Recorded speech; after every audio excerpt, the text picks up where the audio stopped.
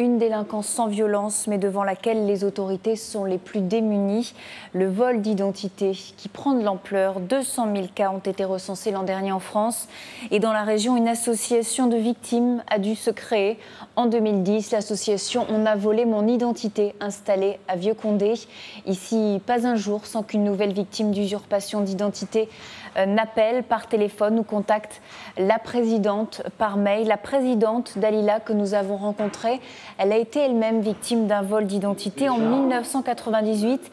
Elle prépare son mariage, elle va à la mairie demander son acte de naissance, mais elle découvre sur son état civil qu'elle est déjà mariée en 1991. S'ensuit alors une longue bataille judiciaire. Dalila dépense alors plus de 15 000 € en procédure. Mais le préjudice pour elle aujourd'hui est surtout moral. Chaque jour, elle a vérifié ses comptes durant de nombreuses années et elle craignait même d'être poursuivie à la place de son usurpatrice. On écoute son témoignage. Psychologiquement, c'est vrai qu'on ne sort pas indemne parce que on se pose toujours et encore les mêmes questions.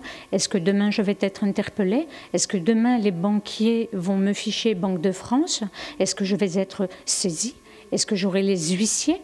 Est-ce que je vais découvrir encore d'autres délits? Y a-t-il eu des crimes? Donc ce sont les questions que l'on se pose et qui nous fait très très froid dans le dos.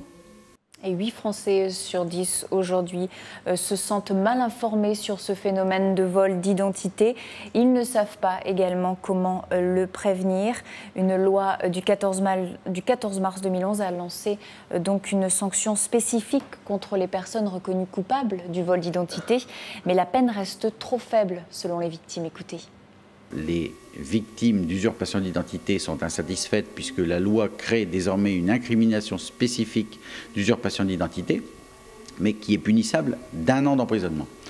Elles estiment que c'est insuffisant. Une proposition de loi a été déposée pour doubler cette peine, mais il faut savoir que outre-Atlantique, c'est un crime et c'est 10 ou 20 ans de prison qui est encouru pour la personne qui usurpe l'identité. Et outre le durcissement des peines, les victimes s'interrogent également sur l'utilité du codage génétique des cartes d'identité, mais la solution soulève aujourd'hui de gros problèmes en matière bioéthique.